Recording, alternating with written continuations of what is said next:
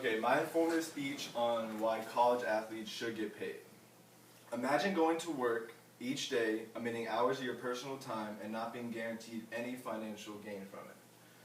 This analogy does not involve slavery, but it perfectly explains the poor treatment that student athletes receive from the NCAA.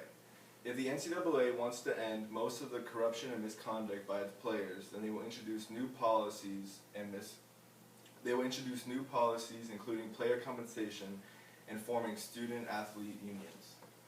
Without any player compensation and the current system, the NCAA uses its unfair to its players and enables misconduct to flourish. Imagine if there wasn't unionization for employees of major companies and corporations. It would be ridiculous, the employees would get treated very poorly, and it wouldn't be a stable work environment. The NCAA generates billions in revenue and takes full advantage of their student athletes. It is a giant organization, and when it comes to supply and demand, the popularity of college basketball and football can be compared to the NBA and NFL. The TV contracts and excessive commercialization has corrupted college athletics to some extent, compromised the integrity of the universities. The mass commercialization of high-performing athletic programs generates about 84% of the NCAA revenue annually.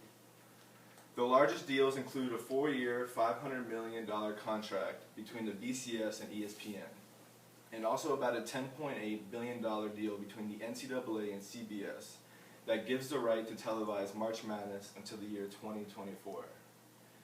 In total, last year they generated over $845 million due to their players' abilities to entertain and perform to their fullest extent at all times.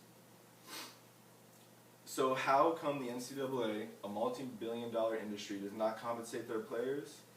A multi-billion-dollar industry that doesn't have to pay their most important employees sounds like a perfect business model. In the end of the day, most of these athletes are broke college kids who come from an unprivileged background. It's not uncommon for college athletes to already have families to support. That now seems impossible with the NCAA restricting athletes from having a job to make extra money. The NCAA should pay all college athletes a fixed wage while the universities the player attends will distribute scholarships to deserving prospects. These NCAA athletes not only commit about 50 hours a week to their sport, but with stress on the tissue, muscle, and bones, they often sacrifice their bodies as well. If the NCAA started paying its athletes, an organization would be created to represent both current and former college athletes. Professional sports embrace players' unions so that they can set salary caps and salary minimums, distribute royalties, and serve as an all-around counterweight to the NCAA.